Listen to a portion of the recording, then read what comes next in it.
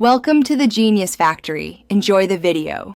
You start by making sure your iPhone is updated and unlocked.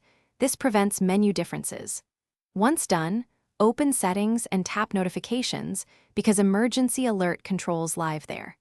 You should see a list of apps and a section near the bottom labeled Government Alerts or Emergency Alerts depending on your region.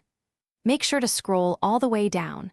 These toggles are separate from app notifications. This first step locates the controls, so you tap the Government or Emergency Alerts area and review the three main toggles: Amber, Emergency, and Public Safety. Turn off the types you do not want by toggling them. This stops those loud notifications. Make sure to read the brief descriptions so you know what each toggle mutes, because some regions label them differently.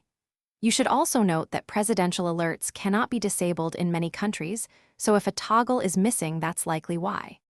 Finally, you restart your iPhone to ensure the new settings take effect. A reboot clears any cached notification behavior. After restarting, monitor for any alerts. If they still arrive, verify your carrier and region settings because some emergency systems are network-driven. If a toggle is missing or behaves oddly, make sure iOS is current, then contact your carrier or Apple support. That troubleshooting step resolves most stubborn cases and helps you understand which alerts are non-